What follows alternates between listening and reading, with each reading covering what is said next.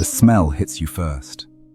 River mud, frying fish, burning sugarcane, and something underneath all of it. Heavy, sweet, slightly rotten, like fruit that's been sitting in the sun too long. It's the smell of a subtropical city built on a swamp. A city that's slowly sinking into the earth, even as it's rising into one of the most extraordinary places in America. You hear music, not from a concert hall, from the street, a fiddle somewhere, drums, someone singing in a language you don't recognize. It's not English. It's not exactly French either.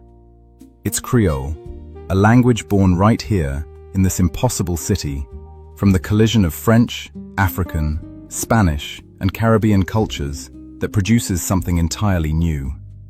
Welcome to New Orleans.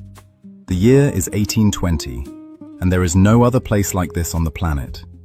Using AI trained on historical records, period maps, and first-hand accounts, we've reconstructed what New Orleans actually looked like in the early 19th century. Not the Bourbon Street tourist version, not the Mardi Gras cliché, the real city. The one that was simultaneously the richest, most cultured, most diverse, and most brutal place in North America. Let's step back 206 years. Dawn. You open your eyes in a room with tall shuttered windows. You're in the Vieux Carré, the old square, what tourists will one day call the French Quarter. The buildings here are built in the Spanish colonial style, not French, because Spain controlled New Orleans from 1763 to 1800, and most of the original French buildings burned in the Great Fires of 1788 and 1794. What rose from the ashes was Spanish architecture: thick stucco walls, wrought iron balconies, interior courtyards with fountains. The air is already warm. New Orleans in summer is an oven, humid, suffocating, thick enough to chew. By midday, the temperature will push past 95 degrees with humidity to match. This heat shapes everything about life here. People wake early. Work happens in the morning. Afternoons are for resting indoors with the shutters closed. The city moves to the rhythm of the climate. The first thing you need to understand about New Orleans in 1820 is that it's not really one city. It's three. The Vieux Carré is the French Creole city. The old families, the original settlers, the people who've been here for a century. They speak French, attend Catholic Mass at the St. Louis Cathedral, and consider themselves the true New Orleanians. Upriver is the American sector, Faubourg St. Mary, what's now the Central Business District. When the United States bought Louisiana in 1803, thousands of Anglo-Americans flooded in. The old Creole families want nothing to do with them. The two communities barely speak to each other. Canal Street, one of the widest boulevards in the city, functions as the border. Creoles on one side, Americans on the other. The rivalry is real and sometimes violent. And then there's the third city, the one that makes New Orleans unlike anywhere else in America. New Orleans has the largest population of free people of color in the United States.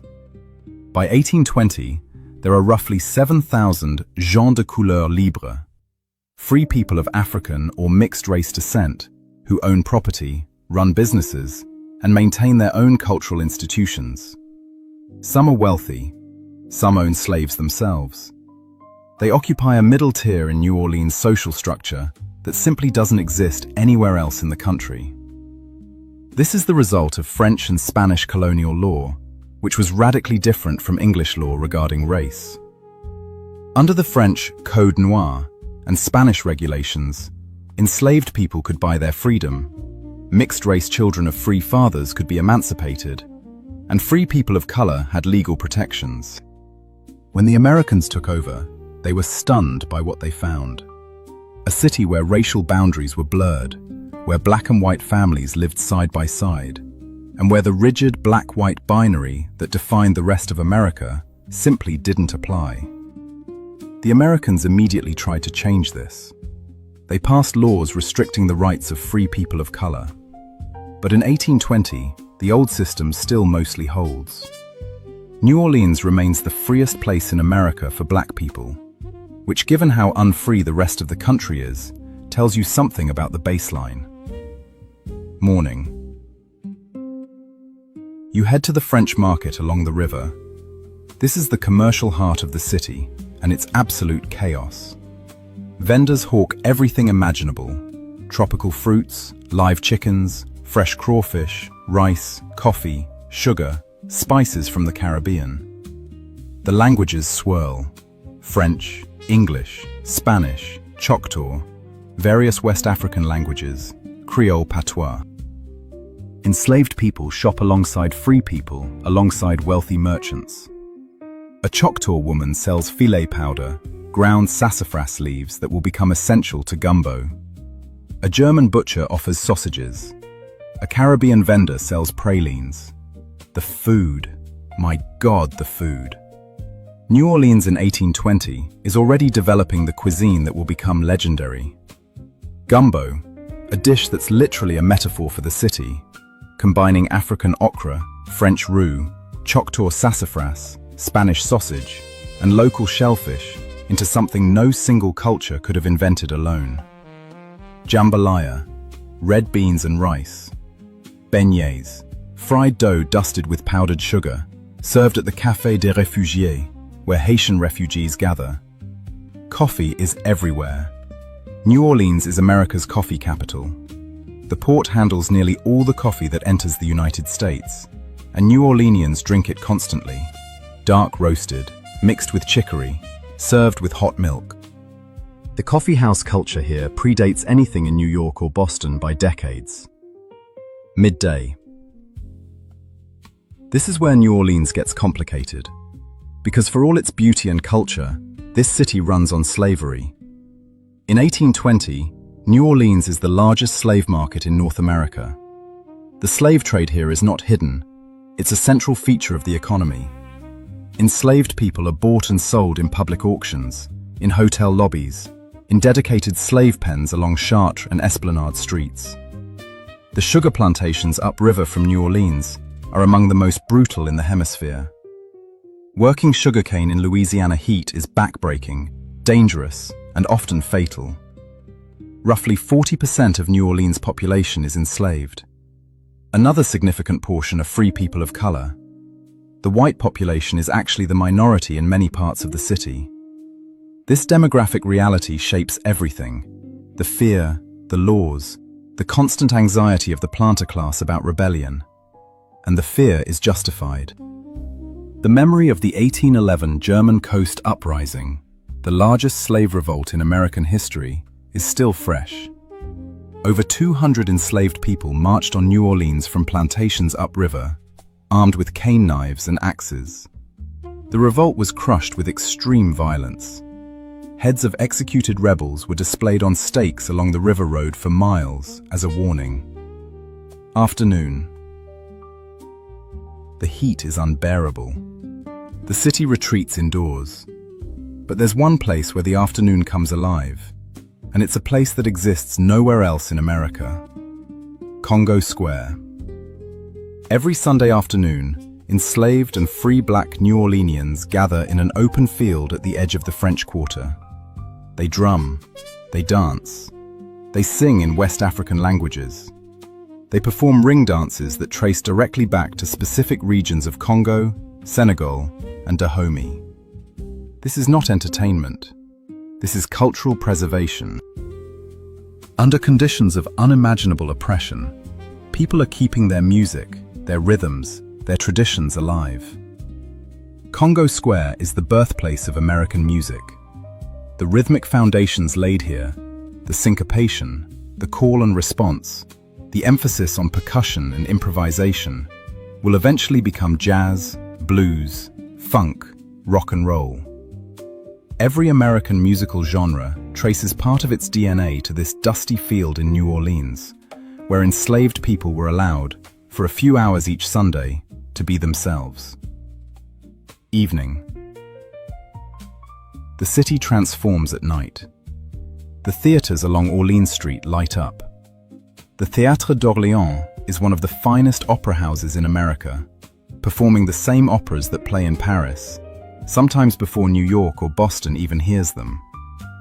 New Orleans' cultural life punches far above its weight. This is a city of maybe 40,000 people that supports multiple theaters, opera companies, and orchestras. The ballrooms open, and here, the most uniquely New Orleans institution takes the floor, the quadroon balls. These are formal dances where free women of color, specifically women of mixed race, called quadroons or octoroons, meet wealthy white men for the purpose of forming a formalized arrangement called plaçage. These aren't marriages. Interracial marriage is illegal. They're negotiated relationships where the man provides a house, financial support, and education for any children, in exchange for the woman's companionship. It's a system that is simultaneously an expression of women's limited agency in a patriarchal, racist society, and a practical survival strategy that allowed families of color to accumulate wealth and property. It's uncomfortable, it's complicated, and it's completely unique to New Orleans. Night. You walk home through the Vieux Carré. The streets are dark. Whale oil lamps flicker at intersections, but leave most blocks in shadow. The air is cooler now, but barely. Mosquitoes are everywhere. And the mosquitoes carry something nobody understands yet: yellow fever.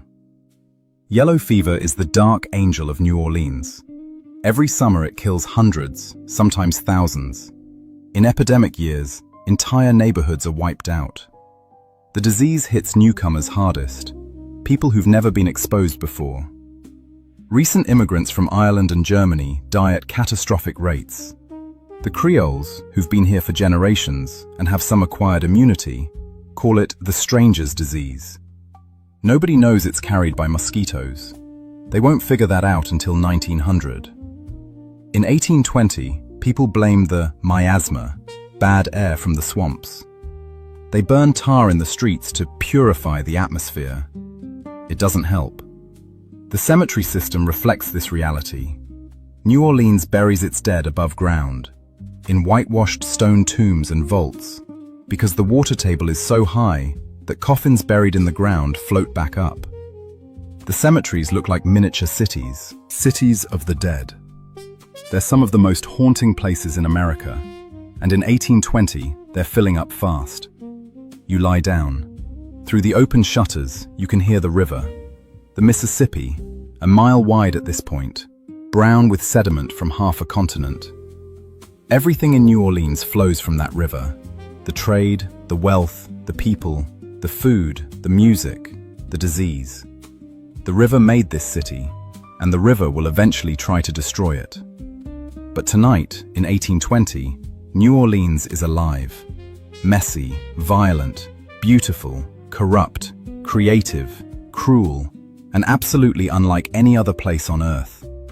A city where 3 languages compete on every street corner, where opera plays 2 blocks from slave auctions, where the food is an act of genius and the mosquitoes are an act of God, where the dead float and the living dance.